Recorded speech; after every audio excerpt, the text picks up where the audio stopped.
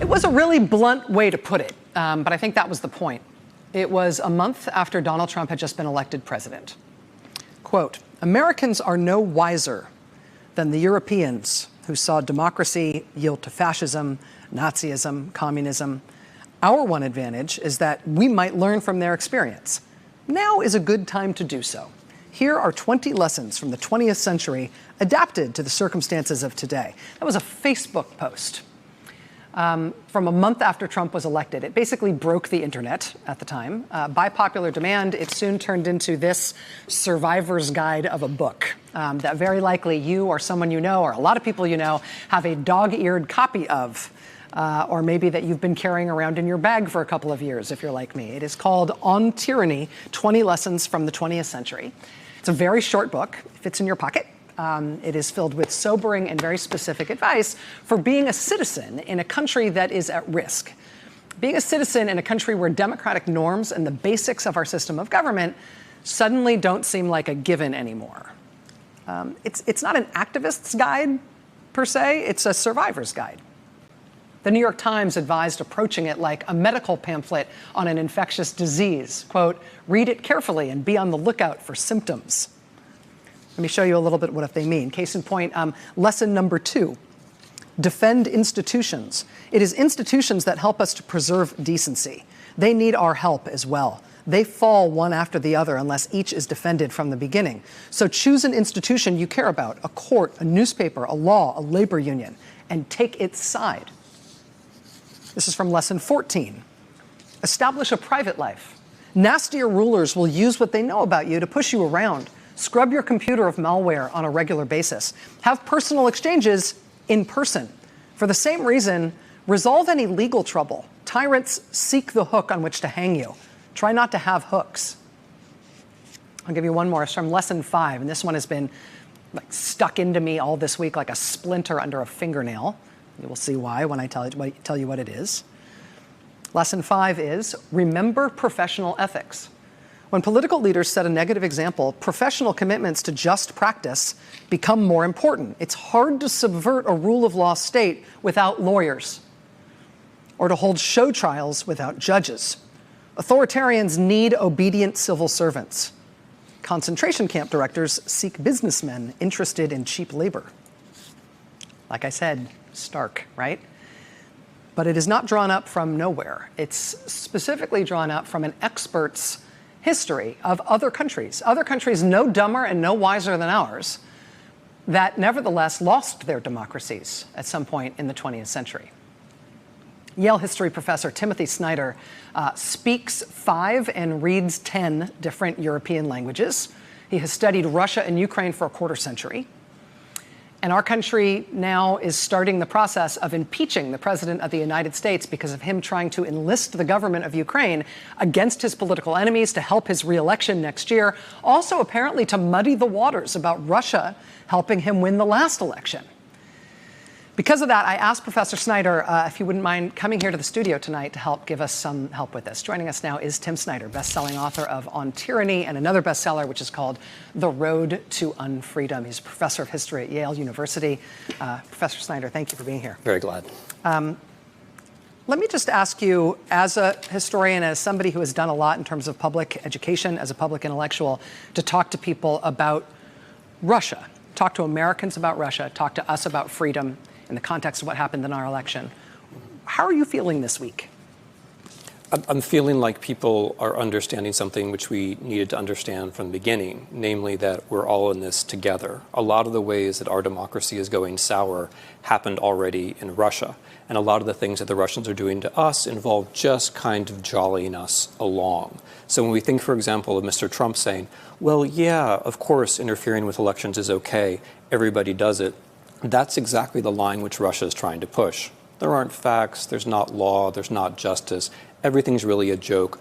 Only power matters. What we're seeing today is how this all fits together. It's not just that Russia helped Mr. Trump to get elected. It's that a certain Russian way of doing politics has spread pretty widely. Is the idea that there's no reason for Russia to be held to account for bad behavior because there is no such thing as good behavior? There is no moral leadership in the world or moral expectation in terms of how countries should behave. And the U.S., as the world's policeman, we were obviously a #1 target for them on that. But that's basically the way that they've tried to sell their international standing for a generation now. But logically, it makes no sense. I mean, either things are good or they're not good. If it's bad to invade countries illegally, it's bad to invade countries illegally, whether it's Iraq or whether it's Ukraine. What you can't say, unless you're a kid on a playground, is, well, because he did it, it's okay for me to do it. Either there are principles or there aren't principles. If there are principles, then you have to stand by them and hold everyone to the same standards. With President Trump and his personal lawyer, Mr. Giuliani, apparently trying to enlist Ukraine in a number of different efforts. We've been talking about it in the context of the impeachment inquiry, which is specifically about trying to either engineer or dig up something that will hurt Joe Biden, that'll hurt the president's potential political opponent in 2020. Beyond that, though, and it hasn't been the focus of the impeachment inquiry, but beyond that, it seems like they've also been looking for a couple of other things. They've been looking for law enforcement action against the accusers of Paul Manafort, people who brought forward evidence of Manafort's corrupt behavior in Ukraine that ended up getting him kicked off the president's campaign in 2016, that ultimately led to him going to jail where he sits today. They're trying to undo the prosecution of Paul Manafort. They're also trying to undo the initial attribution of the 2016 attack to Russia. They want to make it seem like maybe Russia didn't attack us. Why is all of this happening through Ukraine? I'm glad you asked that question, because I want to start just by reminding us all that Ukraine is a real country and Ukraine has real problems. For example, Ukraine was invaded by Russia. Russia annexed Ukrainian territory, the first time a European state has done that to another since the Second World War. Ukraine has taken 12 or 13,000 mortal casualties in this war, which proportionately is about as much as Vietnam for us. It's five 9/11s, again, proportional to population. And the Russian war in Ukraine was just as unexpected. This is a country with 2 million internal refugees. But this is a place which has held democratic elections, the last one and this one, free and fair. They have big problems, and what they need from us is to encourage them to follow the rule of law. The tragic thing, as you say, about what's happening now is that we're doing the opposite. Every aspect of what Mr. Giuliani and Mr. Trump are doing is pushing them in the wrong direction. At the obvious level, they're urging the president of the country to be corrupt. Then they're saying, your old prosecutor general, who everybody agreed was the most corrupt person in the country, he was good, should be brought back.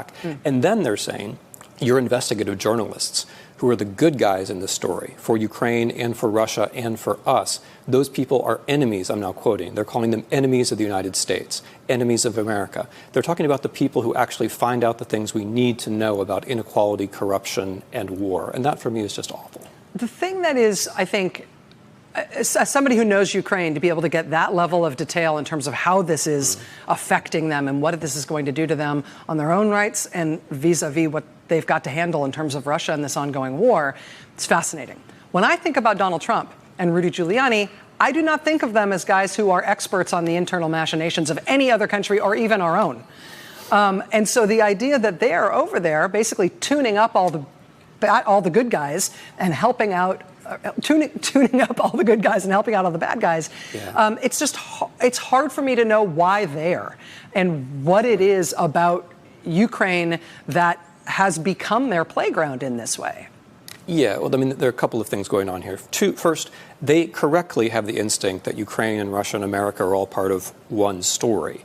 It's just they have it wrong. How? The way it all played out was that as Russia was invading Ukraine in 2014, it was trying out the hybrid war strategies, the cyber war strategies that it then used in 2016 against us. In that sense, it is all one story. And the personal connection of Paul Manafort, who is the advisor of both the Ukrainian president and the American president-to-be, is just the exclamation point at the end of all of that. So they're right that it's all connected, but they're totally wrong about how. What they're saying is, by the way, the same thing that the Russians are saying, or many Russians are saying. For example, a Russian senator said it today.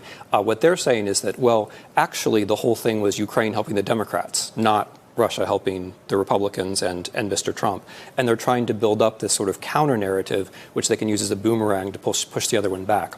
There are a lot of problems with this, but the most obvious one is that it's just not true. I mean, they have an instinct. They can sniff out who the worst people are. Like, they're very good at that, but they don't have their facts straight about what actually happened, and so they don't have any basis on which to build up the scandal. If you can hold on for a moment, Professor Snyder, I want to ask you also, how you think we're doing as a country dealing with this new crisis that we've got over this matter. Professor Timothy Snyder from Yale is our guest. We'll be right back. Hey there, I'm Chris Hayes from MSNBC. Thanks for watching MSNBC on YouTube. If you want to keep up to date with the videos we're putting out, you can click subscribe just below me or click over on this list to see lots of other great videos.